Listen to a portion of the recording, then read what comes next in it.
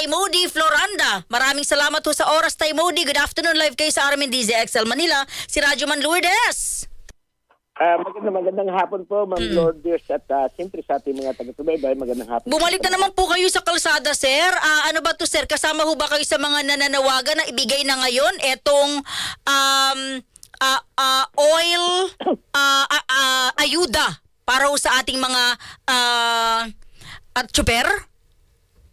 Yung pagkilos kanina natin ay kaugnay ito doon sa filing, nag-file tayo doon sa renewal ng prangkisa o ng PA at para payagan tayo ng LTFRB na makapag-renew at makapag-rehistro ng ating mga pampublikong transportasyon.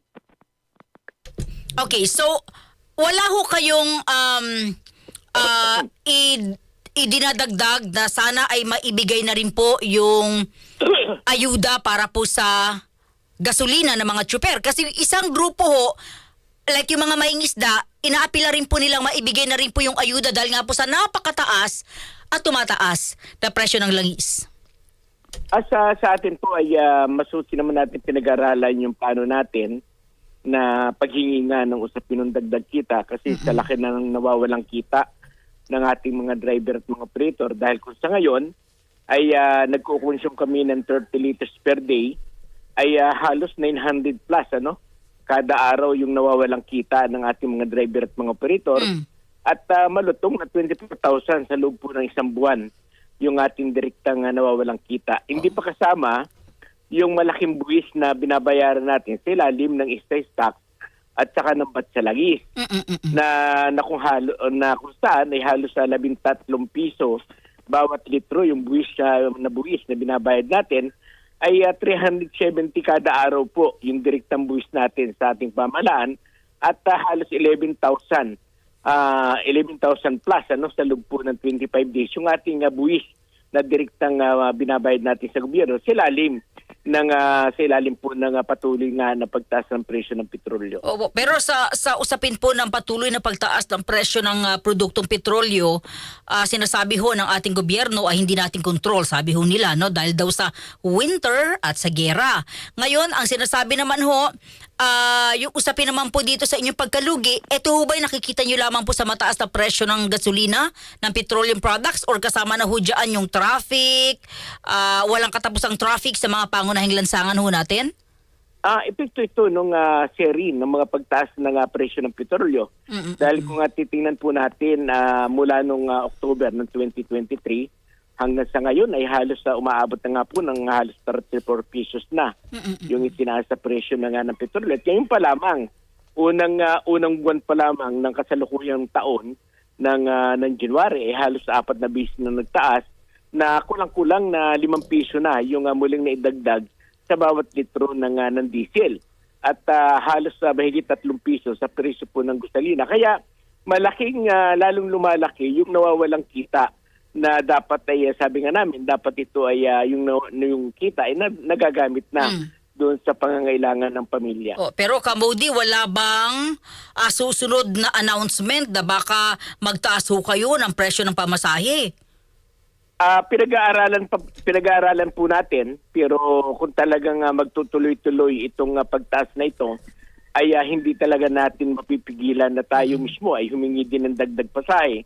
Dahil nga doon sa ubod na lalaki na nung nawalang kita ng ating mga driver at mga operator. At kalinsabay niyan, siyempre, yung ating panawagan sa gobyerno na talagang kailangang harapin nila yung paano nila mapipigil yung pagtaas ng buwis sa produktong petrolyo. Matagal na po natin sinasabi sa pamahalaan na baka pwede namang iba tanggalin na yung excise tax sa langis at saka yung bat sa langis dahil ito yung nagiging sanhi nung patuloy na pahirap hindi lamang sa hanin ng mga driver at operator kundi sa ating mga mamamayan sapagkat sa bawat pagtataas po ng presyo ng petrolyo pagtaas po ng mga bilihin.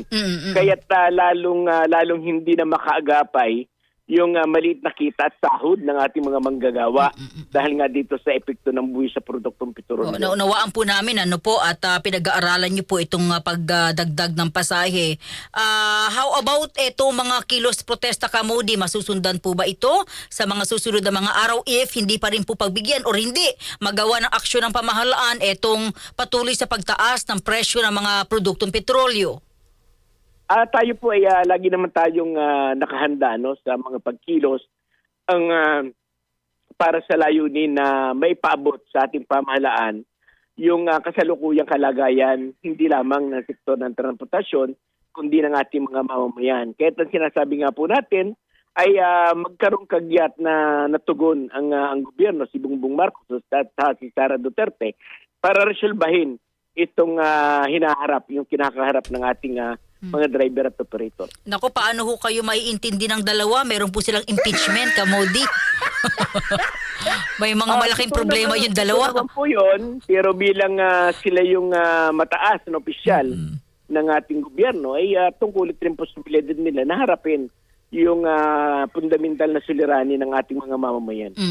Okay, Kamodi, babalikan ko lang, no? Naghain kayo ng renewal na inyong mga franchise.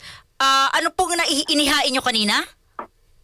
Yung pong renewal po ng ating prangkisa o ng PA at para makapag-register tayo, makapag-renew tayo at para tuloy-tuloy na tayo ay makapag-serbisyo sa ating mga mamamayan sapagkat mismong mga ahensya ng gobyerno, ang DOTR at LTFRB, ay aminado naman talaga sila na mayroong pagliit ng ating public transport dahil nga doon sa iba't ibang mga samot-sari ng mga kinakaharap ng sektor ng transportasyon. Kaya ang nakikita natin ay para maibsan yung patuloy na kahirapan sa ating mga driver, sa ating mga pasahero, lalo na sa panahon po ng last hour na halos ay wala silang masakyan, ay talagang payagan tayo na makapag-renew at makapag-restro. May problema ho ba, Kamodi, sa pag-renew ng franchise? Sa ngayon ay talagang sabi nga po namin ay halos 10 taon na pinaglalaruan ng gobyerno yung kabuhay at karapatan. So sa pinangserbisyo, alam naman natin yung sa tinutulak nila, yung programa ng PUBMP, yung modernization program, na kung saan ay talagang nagsaper yung halos kalahating porsyento ng ating mga driver at mga operator.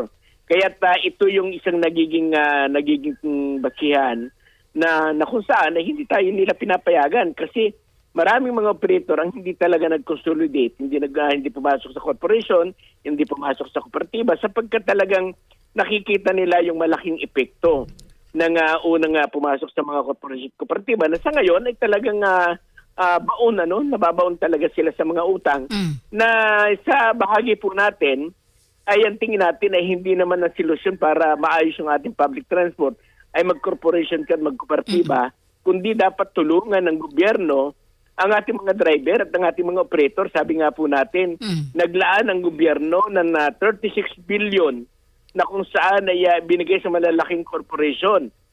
Katulad po ng Toyota at saka ng Mitsubishi. Pero yung ating mga lokal na mga bodybuilder katulad ng Francisco, ng Saraw, ng Skipper Motor, ng LGS ay 5 man ay hindi natulungan. Hindi malang naambunan ng 36 billion na inilaan ng gobyerno, kundi binibigay lamang sa dalawang malaking korporasyon. So, meron pong mga kasamahan kayong hindi po makapag-renew ng franchise? Halos malaking porsyento pa rin po. Hindi lang sa ilalim po ng piston, sa ilalim po ng mga iba't ibang mga federation din. Kahit na po yung mga nagkooperatiba at nagkorporasyon, kapag hindi ka pa-approve bilang korporasyon at kooperatiba, ay dinadanas din nila yung katulad ng dinadanas ng mga hindi nag-consolidate. Hindi rin sila makapag-renew ng kanilang mga PA o ng kanilang prangkisa at hindi rin sila makapag-register at hindi rin sila makapaghanap buhay. Okay. Sir, panghuli na lang, no? Meron pong panawagan si LTFRB Chairperson Attorney Vigor Mendoza na pinaayos na po yung mga sasakyan. Dapat daw maganda yung kondisyon. I'm not saying na bago, no? Pero alam niyo po yung mga ganyan sinasabi. Maganda yung kondisyon para daw po makapag-renew ng prangkisa at makakuha ng Certificate of Public Convenience. I think, sir, eto ho ba, sir, ay nai-inform din sa inyong mga kasamahan na baka yung iba ho sa inyong kasamahan, dito ho bumagsak sa sinasabi na ito ng LTFRB? Sa atin naman ay handa naman tayo na magsaayos ng ating mga sasakyan. Dahil ang sinasabi ko nga po, 10 taon po na yan, yung programa na yan. Opo.